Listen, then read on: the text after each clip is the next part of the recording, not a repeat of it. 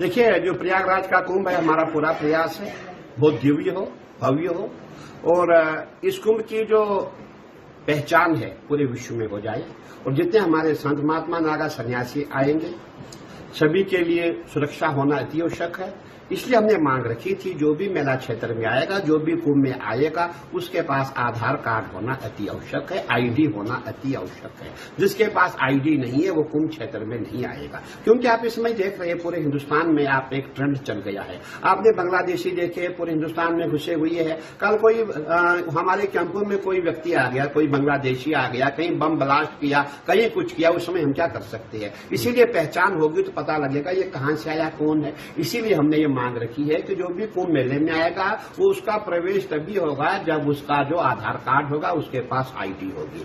और हमने ये रखा है कि जो भी प्रयागराज में जितने हमारे साधु संत आएंगे उनकी व्यवस्था हो और जहां जो कच्चा निर्माण पक्का निर्माण होता उसकी भी व्यवस्था अच्छी तरह से हो। और हमारा जो अगला जो वहां का जो कार्य है, जो कुंभ मेला है, कुंभ में देखो कि कुंभ जो महाकुंभ होता है, महाकुंभ में हमारे यहाँ इतने नागा सन्यासी आते हैं। जो हमारे 13 अखाड़े, सभी अखाड़ों में नागा सन्यासी होते हैं, लाखों की संख्या में सन्यासी आते हैं और सब जो है गंगा मैया का स्नान करते हैं। और गंगा मैया में आपको मैं कहना चाहूंगा, हमने ऐसे ऐसे नागा देखे, हमने अपने जीवन काल में बहुत कुंभ किए, उसमें हमने ऐसे नागा देखे जिनकी दिव्य दृष्टि होती है, जिनकी आंखों से रेज निकलती है, जिनमें लगता है ये तपस्वी है। और हम जो है हम उनकी व्यवस्था के लिए वहां खड़े होते हैं। वो सभी वहां आएंगे और उनकी सेवा के लिए हम जितने भी अखाड़े वाले, जितने पदाधिकारी है, उनकी सेवा में कोई कमी न हो, हमारा पूरा प्रयास रहे। ये फैसला क्यों लिया गुरु जी, क्या कारण है इस फैसले को लेने का?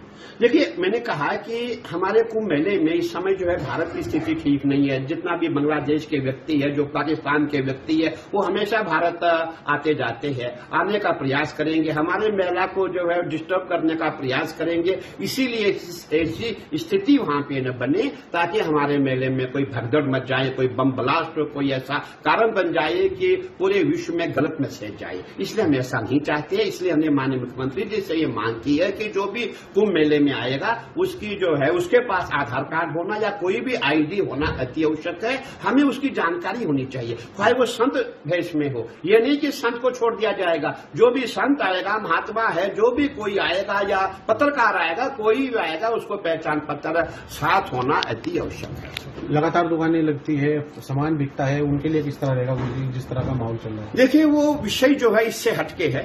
आपने देखा होगा पूरे भारत में एक ट्रेंड चला है, सनातन को कैसे समाप्त किया जाए।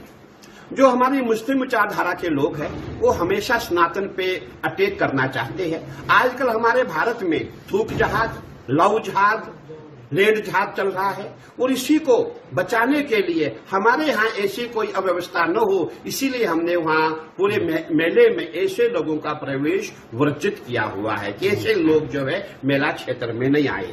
मैं और इसमें एक बात और मैं कहना चाहता हूँ, हमने कभी भी गैर हिंदू की मतलब मुखालफत नहीं की है, उनका विरोध नहीं किया। हमारे यहाँ जितने मठ मंदिर है वहाँ गैर हिंदू ही काम करते हैं। मेरे प्रयागराज में एक मठ बन रहा है, उसमें सब गैर हिंदू है, उसमें जितने मिस्त्री जितने लोग हैं सब गैर हिंदू ही है। परंतु जिनकी दुकानें लगेंगी हमने उनका विरोध किया है, किसी गैर हिंदू की जो है दुकान जो है मेले में ना लगे। क्यों? वो उसमें थूक मिलाएगा, वो उसमें पेशाब मिलाएगा। आपने देखा होगा मसूरी की घटना भी घटी है, आपने गाजियाबाद की घटना देखी होगी, आपने पूरे हिंदुस्तान में जहां भी आप जाएं इस समय के जो गैर हिंदू है वो बिल्कुल सनातन के लिए खतरा बनी हुई है। मैं पूरे गैर हिंदू की बात नहीं कर रहा हूं, मैं उनकी बात कर रहा हूं जिनकी जो मानसिकता है बिल्कुल वो ऐसी बनी हुई है कि हमें सनातन पे कैसे प्रहार करना है, सनातन को कैसे नुकसान पहुंचाना है। इसलिए ऐसे व्यक्तियों को हमने वहां पे जो एंट्री बंद करने का प्रयास किया हुआ है।